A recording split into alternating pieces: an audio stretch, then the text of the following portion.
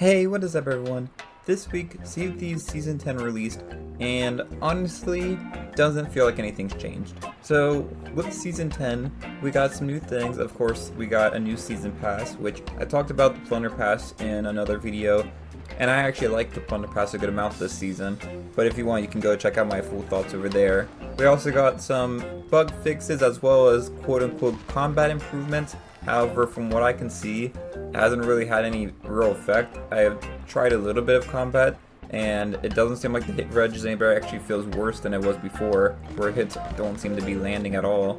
And then the sword combat, I actually will say I noticed a bigger difference with the blocking. I feel like the blocking has been a little bit better, but in general, not a great update. So one thing I want to make clear at the very start of this video is that I actually do like the idea of guilds. I think guilds can be a fun thing that was added to the game, and just as a quick little explainer, I have a full video talking about guilds that you can watch as well.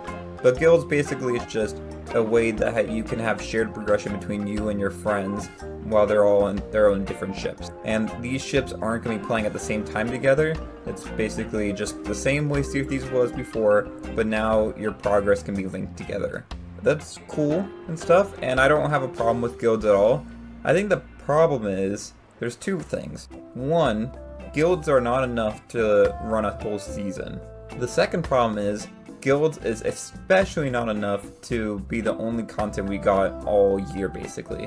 While we did get Season 9 back in, I think it was March, maybe April, around that time, Season 9 honestly didn't add any content with it either.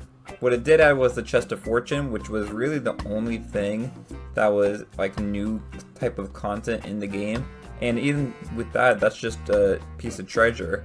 And I was at the Fort of Fortune, so it made the Fort of Fortune, a lot more interesting that season. I also gave some, nice tweaks to the Fort of Fortune. So there was good things with Season 9, but the point I'm trying to get across is Season 9 was very much a quality of life type update, where it was just a bunch of quality of life things packed together and then released. Another thing I want to be clear on is that quality of life updates are needed and are definitely great for the game. We need these quality of life updates for bugs and just to make the game work better and stuff. It can't just always be new content and then neglecting everything that's come before. But the problem that Sea of Thieves keeps having is they're trying to just do all these in a one season update and then thinking that's enough to run the game going forward. Now the core of Sea of Thieves, there's a lot of good in the game, but if you're not bringing new things for players to do, it eventually gets really stale. And the problem with Sea of Thieves this year is we haven't had anything really new other than the Tall Tales. And while the Tall Tales, I've had mixed feelings on them, most people enjoy the Tall Tales, I think. They didn't add any new content to the main game. They're essentially just a side campaign on its own island, basically, where it's separated from everything else that's going on in Sea of Thieves. To be completely honest, Season 10 was already doomed to fail for me personally when they decided to make the release date the day before my most anticipated game of the year, which is Spider-Man 2. When Spider-Man 2 came out, I was done playing Sea of Thieves for a good bit of time, and that's all I've been caring about. But Season 10 also didn't help itself in general with just the content that they brought. So, while I already mentioned that I like guilds, and I think the idea is good and stuff, and I think people can have a lot of fun with it, when you create your guild, and then you get into the game, nothing's different, really. You have, some new cosmetics that you can earn. You can go and do an emissary for the guild once you get to a certain level, but obviously you have to get to that level first. And honestly, if you're someone that typically plays solo like I do, I play solo a good amount of the time, guilds is not going to be a fun feature for you because you have to have friends that also play the game to make it worth it. And it also has to be friends that play the game when you're not playing, because that's my biggest problem. Because I have friends that I play Sea of Thieves with, however, they don't really play the game unless I'm playing with them.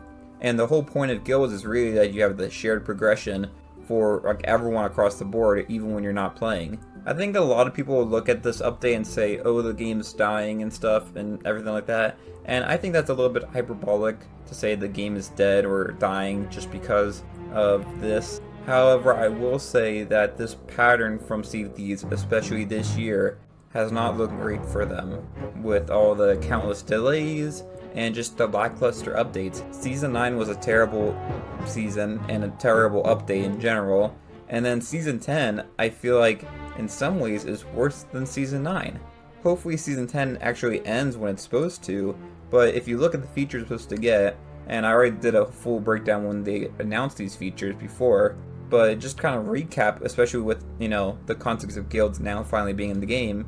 Guilds does not add anything new to the gameplay. It's essentially just a progression tracker, similar to how Captaincy was. And then after that, we're supposed to get that competitive voyage thing with the Siren Skull or whatever it is. And I've talked about that already. Now, I think a lot of people are excited by that.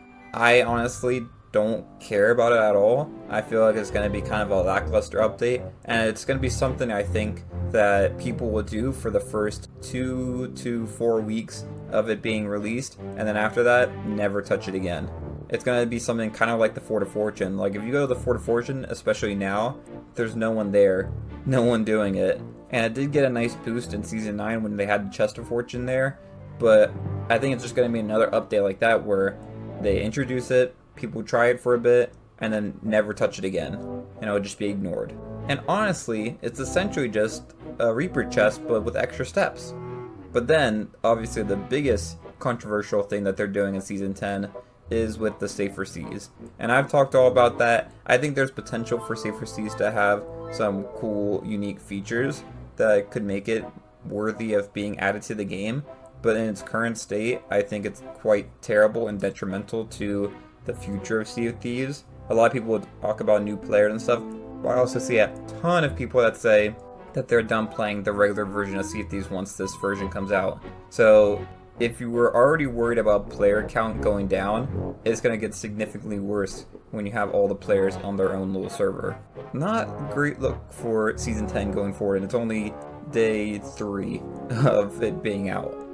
One final point that I want to talk about is I think Rare knows that they've been doing a bad job with Sea of Thieves and that Season 10 is a pretty crappy update because of the posts that they've been making online. If you look at Sea of Thieves' YouTube channel, and this honestly was kind of annoying me at a certain point, they just kept flooding everyone with video after video, basically talking about the same points and trying to make Season 10 sound amazing.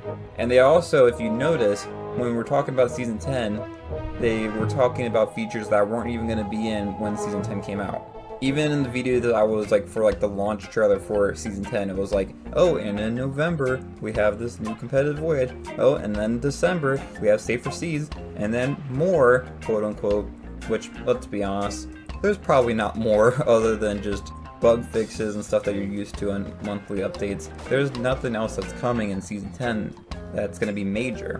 Because let's look at the major features, quote unquote, that they're saying that they have now for Season 10.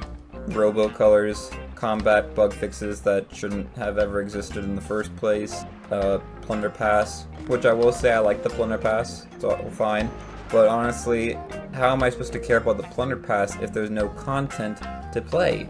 I'm not gonna finish my Plunder Pass if I don't have anything interesting to do in the game. To end the video though, I do want to push back a little bit on people saying that Sea of Thieves is a bad game and stuff now. Sea of Thieves is still the same game that it was, a year ago or even 2 years ago. It's just had more things that were added to the sandbox. If you like PvP, it's still here, at least until December. And everything else that's been added to the game so far is pretty much still here other than some of the time-limited stuff.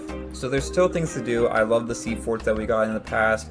I love the Siren Treasuries and the shrines. I love a lot of the stuff that they've added in the game. And I'm just hoping that going forward we'll see better updates from Sea of Thieves that actually add to the gameplay rather than just try to make these new systems that essentially are just for cosmetics and trackers and that kind of stuff. But those are my thoughts on Season 10 of Sea of Thieves so far. Obviously, we haven't had the whole season happen yet, so I'm not going to do a formal review of the season until we get towards the end of it.